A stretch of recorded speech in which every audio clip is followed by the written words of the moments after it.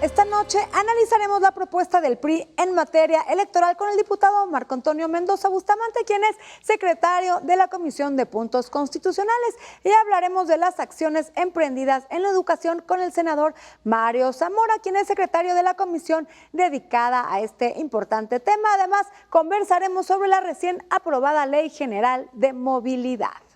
Desde las cámaras comenzamos.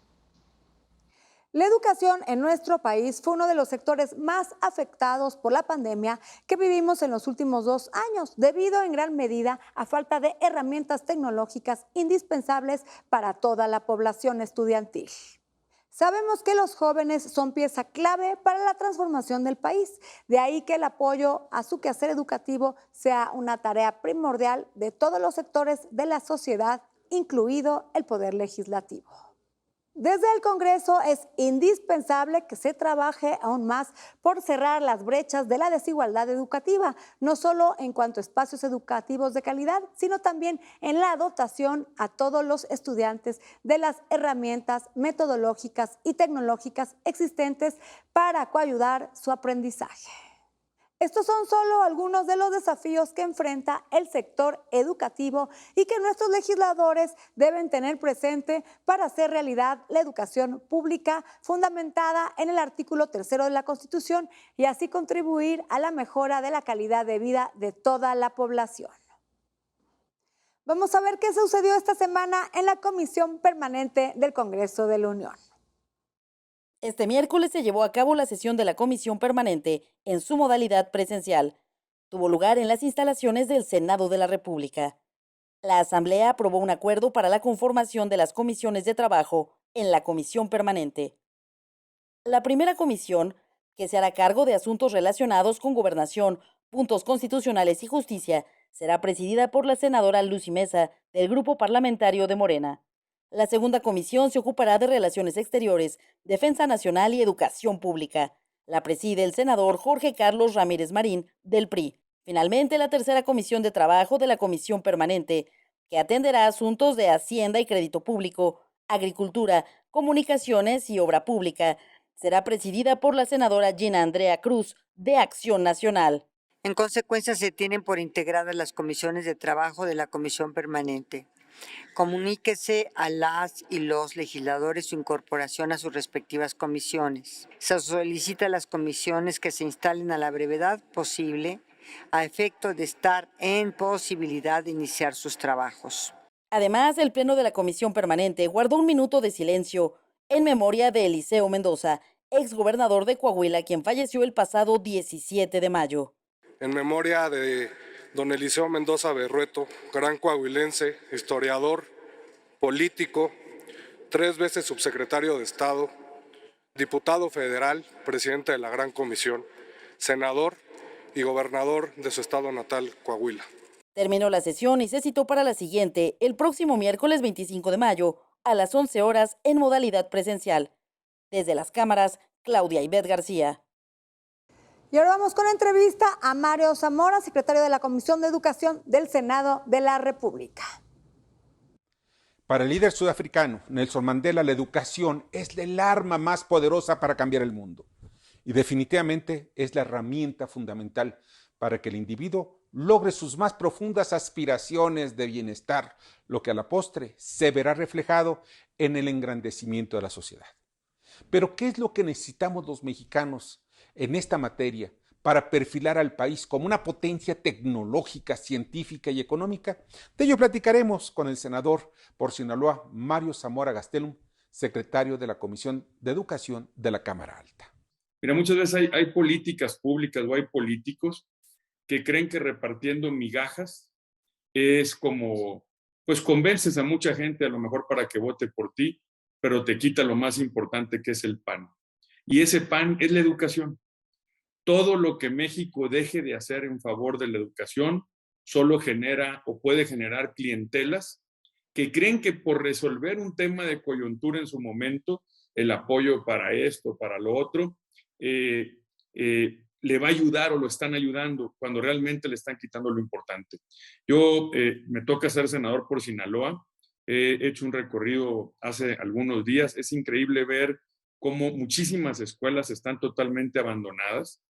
Este programa de escuelas de tiempo completo, el propio gobernador de Sinaloa, que fue maestro rural, ha reconocido que es un buen programa. Inició en el 2007, eran cerca de 441 escuelas las que fueron dadas de alta. Hoy son más de 25,000 escuelas, o eran, hasta antes de que lo recortaran, las que estaban funcionando. 3.6 millones de niños tenían este apoyo, si lo queremos llamar así, un programa que la propia ONU reconoció que funcionaba para que quienes formaban parte de este programa tenían mejor desempeño escolar, es decir, les ayudaba a poder sacar mejores calificaciones y tener mejores notas. Este programa estaba fundamentalmente en las zonas más marginadas, en zonas indígenas, en campos pesqueros, por ejemplo.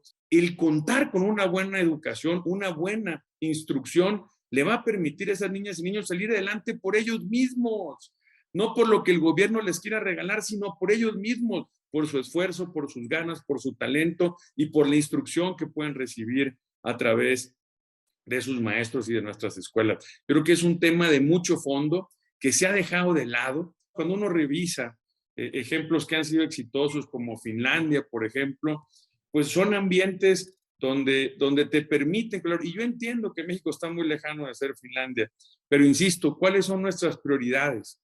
Hoy no conocemos este nuevo programa que se quiere hacer, que hemos escuchado, quieren desaparecer los grados, por ejemplo, primero de primaria, segundo de primaria. Entonces, oye, pues, prácticamente el pase automático. Oye, pues entonces, ¿cuál va a ser el esfuerzo? Y lo otro, pues sí requerimos de contar con maestros en las escuelas que tengan la capacidad y la habilidad de transmitir conocimientos. Si no, pues ¿cómo van a aprender los niños? Ahora, si ya nos queremos poner un poco más visionarios de futuro, oye, uno aspiraría a tener escuelas donde tengan acceso a Internet, donde tengan acceso a una tablet o a un instrumento tecnológico que les permita subirse a la carretera de la información más grande del mundo. Pero bueno, tenemos escuelas que ni siquiera con baños cuentan o pisos firmes. Nosotros en el Senado estamos en la mejor disposición de hacer la parte que nos compete, de empujar, de gestionar, de modificar leyes si así se requiere, de buscar mayores y mejores presupuestos y más eficiencia para que llegue algo que es determinante. No lo digo yo, lo dice todo el mundo, que hacia dónde van avanzando los países, a las economías del conocimiento.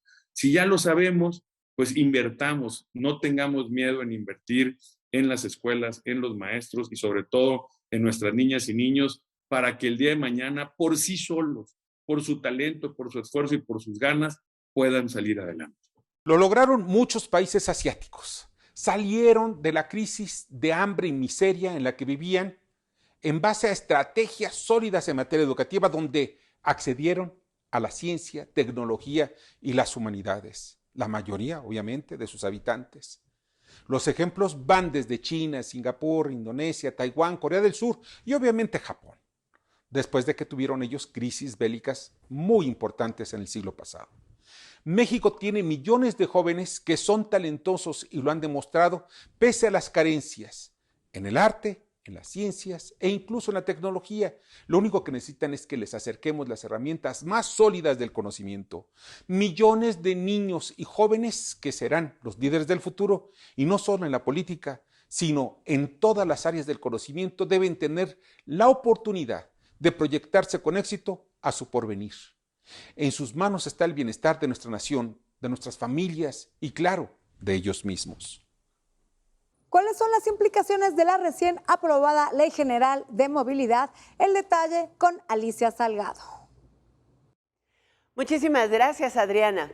Hoy vamos a platicar en este segmento de la Ley General de Movilidad, un ordenamiento legal nuevo que ha sido aprobado en la Cámara de Senadores en el último día prácticamente del periodo legislativo ordinario y que fue publicada este martes pasado en el Diario Oficial de la Federación, con lo que ahora toca a los congresos de los estados, a los 32 congresos de los estados, pasar en una iniciativa de reforma a sus propias leyes de movilidad, pero que atienda los lineamientos generales de esta ley. Por eso se llama Ley General de Movilidad.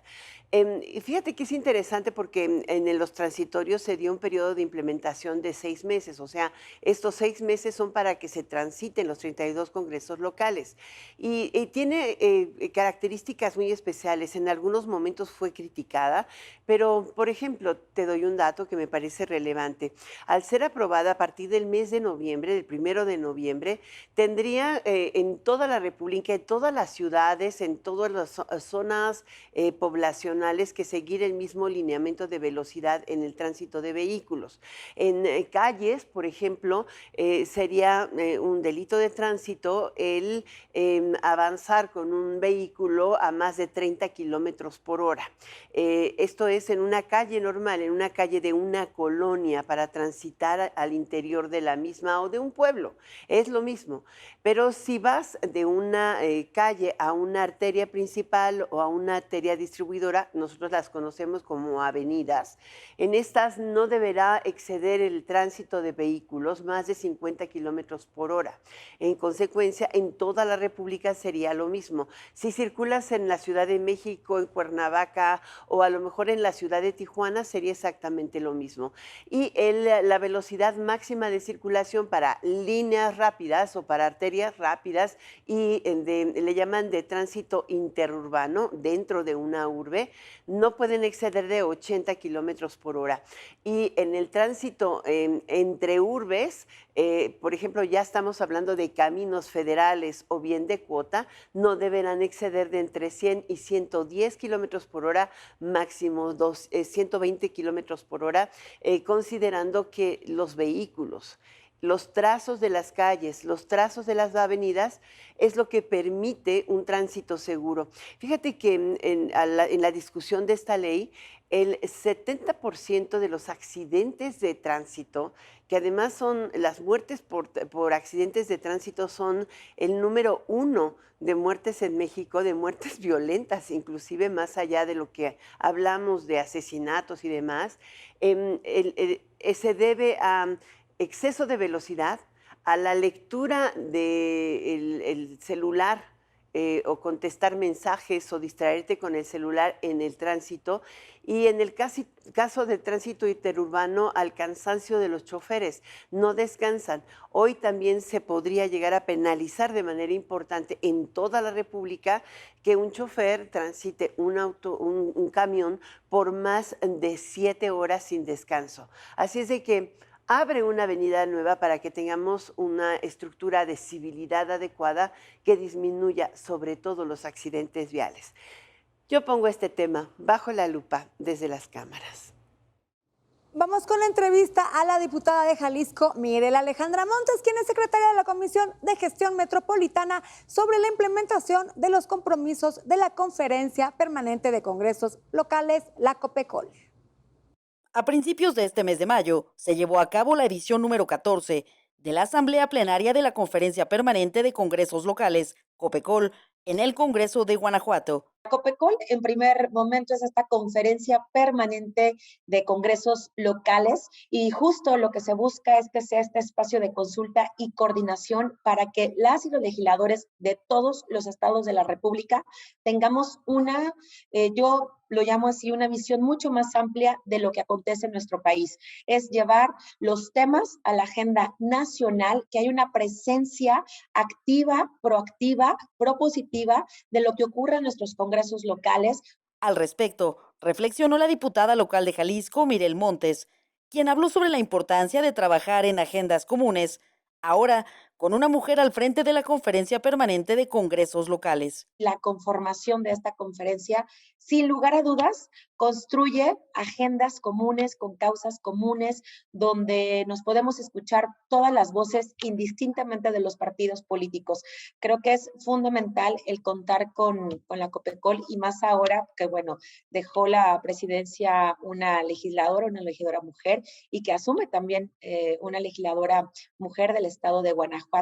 Felicitar a mi compañera Irma Leticia González, quien asume ahora esta presidencia de la COPECOL. Al respecto de los compromisos adquiridos por los congresistas locales, afirmó: son compromisos fuertes, son compromisos con grandes retos, donde nos pusimos de acuerdo, inclusive se dio la firma de un convenio que me parece fundamental y trascendental, no solamente para la vida de los estados, sino para la vida misma de nuestro país. Uno de ellos fue el desafío que tenemos en materia de justicia aquí en México, la vinculación con el trabajo legislativo, la función jurisdiccional y, ojo, la explotación sexual infantil. En este marco de la COPECOL se celebró un convenio para la erradicación del abuso y trata sexual infantil. Además, abundó sobre la importancia de disminuir los delitos en México. Y es el cómo atender esta grave situación, una situación que atenta en demasía contra los derechos humanos como personas y que es un desafío para la justicia en todos los estados y también a nivel nacional, cómo armonizar, cómo incrementar también en su momento pues el cuerpo de policías que tenemos en nuestro país, mejorar las condiciones laborales de estos, dar incentivos a las y los policías. Finalmente, la diputada por Jalisco, Mirel Montes, hizo un recuento de los temas relevantes en el Congreso de su estado. Tengo que decirlo y lo voy a presumir. Acá en el Congreso del Estado justo estamos en este momento en el proceso de la elección de la nueva presidenta del ITEI, el Instituto de Transparencia y Acceso a la Información en el Estado de Jalisco. Y lo digo con mayúsculas, presidenta, porque es la primera vez que se emite una convocatoria solo para mujeres. Se registraron 18 mujeres. Además, en su estrategia legislativa próxima, planteará temas relevantes para la sociedad de Jalisco. Ahorita uno de los temas más importantes que estamos abordando y que queremos darle una pronta solución es el tema del agua potable. Como todos saben, el garantizar el derecho al agua es un derecho constitucional, una garantía constitucional que tenemos y por supuesto también seguir de manera muy puntual para la erradicación de las brechas salariales. Desde las cámaras, Claudia Ivette García. Vamos a un corte comercial y no se vaya porque a nuestro regreso analizaremos la propuesta del PRI en materia electoral con el diputado Marco Antonio Mendoza, quien es secretario de la Comisión de Puntos Constitucionales.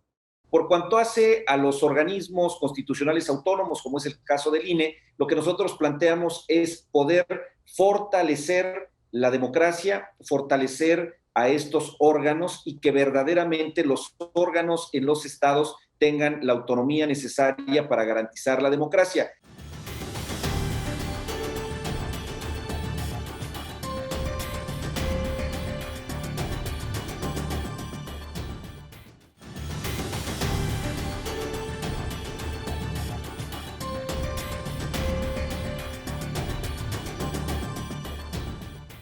Nació en Tulancingo el invitado, estudió periodismo, derecho y locución. Por Hidalgo es diputado y secretario de importante comisión. La de Puntos Constitucionales, por la bancada del PRI, Marco Antonio Mendoza Bustamante, al que hoy tenemos aquí. Dará análisis y opiniones en el marco constitucional de un tema tan importante como la reforma electoral. Gracias por continuar con nosotros y ya estamos aquí en Desde las Cámaras vía Zoom con el diputado Marco Antonio Mendoza del PRI, quien es secretario de la Comisión de Puntos Constitucionales y con quien vamos a platicar sobre la propuesta del PRI en materia electoral. ¿Qué tal, diputado? Buenas noches, ¿cómo estás? Hola Adriana, buenas noches, qué gusto saludarte a ti y a tu auditorio, muchas gracias por el espacio.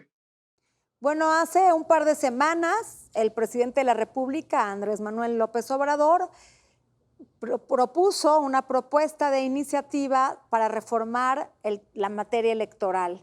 Ya las diferentes fracciones parlamentarias de la Cámara han sacado sus distintas propuestas. En algunas hay coincidencias y en otras hay mejoras y en otras no. Pero todas coinciden en que se debe de hacer una disminución en el número de diputados y senadores y en varios asuntos más. Platícanos, diputado, ¿cuál es la propuesta del Partido Revolucionario Institucional? Gracias, Adriana. La apuesta del PRI siempre será fortalecer la democracia representativa, ciudadana, en paz y sobre todo la disminución de costos. La democracia debe tener el menor impacto posible, por eso el PRI está planteando diversos cambios con los que nos ahorraríamos alrededor de 1,730 millones de pesos. El centro de esta reforma es tener solamente 300 miembros en la Cámara de Diputados, 150 de mayoría relativa, 150 de representación proporcional. Otra propuesta es crear una nueva figura de la vicepresidencia de la República, sumar esto a la candidatura presidencial para tener un impacto positivo y vincular a la ciudadanía con los actores políticos y darle mayor legitimidad al Poder Ejecutivo. También tenemos coincidencias con otras fuerzas como Acción Nacional. Queremos una segunda vuelta para las elecciones presidenciales. Es importante señalar que en las últimas elecciones se han resuelto por diferencias menores al 6% de los votos, por eso la segunda vuelta es fundamental, y creemos que tenemos que nacionalizar plenamente los comicios federales y locales, por eso creemos que es un pendiente desde la reforma de 2014. Necesitamos fortalecer, consolidar la autonomía del INE y del Tribunal Electoral. En materia de financiamiento público, que es un tema sensible, planteamos reducir el financiamiento a los partidos políticos hasta en un 30% y ampliar el financiamiento ciudadano de manera gradual, como ocurre en otras partes del mundo. Queremos garantizar la libertad de expresión de los actores políticos durante las campañas electorales, obviamente sin el uso de recursos públicos. Nuestra historia política ha estado marcada por asuntos como este y por eso el PRI quiere impulsar esta visión de los organismos públicos autónomos y consolidar, desde luego, el nombramiento de los consejeros electorales a través de un método de insaculación desde la Junta de Coordinación Política de la Cámara de Diputados y un sistema nacional de protección electoral para poder combatir de manera frontal la injerencia del crimen organizado en los procesos electorales, que también ha sido un tema recurrente. Diputado, varios puntos. Bueno, desde hace varios sexenios, que yo recuerde, siempre se ha intentado disminuir el financiamiento público de los partidos políticos y no se ha logrado. Al menos, bueno, ahora tienen las tres principales fuerzas políticas esta coincidencia. Otro punto en donde coinciden con el partido en el poder, que es Morena, el tema de eliminar a las OPLES, ya que eran organismos que actuaban a modo del gobernador en turno y, bueno, desafortunadamente se corrompieron en nuestro país. Un tema muy relevante es sobre el número de consejeros electorales.